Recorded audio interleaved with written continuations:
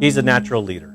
You can see it when he walks into the door. As a 9th grader, when he came into my door in my, I think it was my world history honors class, you could just see the first time I had talked to him that he could command a room. That's unique for a 9th grader. To not be big-headed, that was not him at all. You could tell that he was a down-to-earth, been raised right, good kid. And I've seen that over the last 3 years as he's matured, as he's come through with me in the leadership classes of ASB. And when he does that, it's actually brings a smile to my face. One reason is because you don't get kids that way today.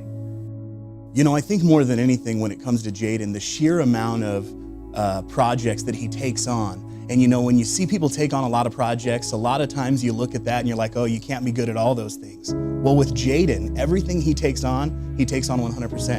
And he does it extremely well. And that's why it seems like no matter where he's at or what he's doing, he's the president, he's the leader. So one thing about Jayden is that he rises to the top. There's a lot of exceptional kids out there, but kids who have that type of motivation, that type of passion, that type of energy are very, very hard to come by. And I think that that's why Jayden is going to be extremely successful no matter what he does in his future. He is going to bring common ideas together, and more than that, he's going to bring people together. He has that. He is a Pied Piper around this campus. When he started the Impact Club, he was the perfect person to start a club that could have an impact or make changes in the community, because people will follow what he does. And he doesn't necessarily think, oh, follow me. He puts it out there, like, this is what we're doing, and he's so excited about whatever it is he's doing. They'll go, okay, we'll do that too. We're special education, and we're going to have pets coming in. There's dogs coming in, and we're going to be working with the special ed kids. Okay, I want to do that too. He just has that ability to bring people together, and I think what he does in his life, that's what he's going to be doing, bringing people together. Maybe he'll solve some of our world problems.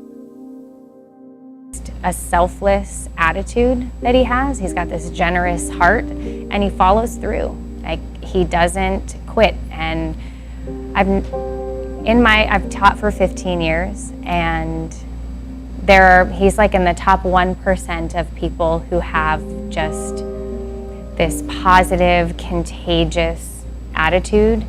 When he walks in, I've never seen him have a bad day. I'm sure he does, but he spins it, and he doesn't let anything negative impact him in a negative way. He finds a way to capitalize on it and turns it into something good. And I think that's a rare, for any human, that's a hard thing to do. And he's a high school student, so he'll definitely make an impact wherever he goes, a positive impact. He's my student, but he, as an adult, I learned from him, and he's a 17, 18-year-old kid who's teaching me how to be a better adult, and that's a rarity in my existence. So I definitely want him to find success, because he's going to spread success for people around him. As the faculty advisor for National Honor Society, I was asked on my 2nd year as a faculty member here to bring the club back. I said, sure. And the first year he was only a member, but as he saw that we were trying to make the program go, he goes out and he recruits. He's in the honor classes, he's in the AP classes, he's in the IB classes. He's very well known here on campus. So he wants the program to grow, and he wants more students to have that recognition, because it is something you can put on your resume. Hey, I'm a National Honor Society, you get to wear the fancy cord at graduation, all those kinds of fun things with it. But he takes the initiative, which most of my NHH members don't do. He goes out and tries to get kids, hey, the deadline's coming up, get your application in. And he's helped grow the program from, and we have a student body of 2,100-ish. The freshman class is not eligible for, sophomores on up. The first year, I only had 18 students in there. I have 37 now, and I think a large portion of that is what he has done. He is still recruiting, even though he'll be leaving us soon. He's still trying to get students to be aware of, and advertises all the time. He does that for a lot of his clubs, and oftentimes you'll see kids who have a passion for one thing. He is, to sound so cliche, but he is that well-rounded kid. He's involved in almost everything here. He's even the homecoming king. He has the popularity vote down too, so he kind of does a little bit of everything here. Compassionate, Inquisitive. productive, leader, Open-minded. Dedicated. talented, And it tells to his personality. It tells to the relationships that he has developed as a person from middle school, elementary to now going to high school, going on to college. And he's going to do the same thing in college.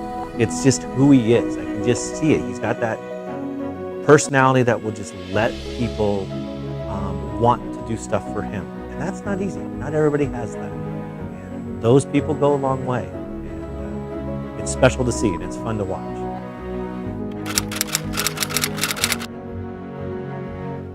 Jayden De Armas. Jayden De Armas. Jayden De Armas.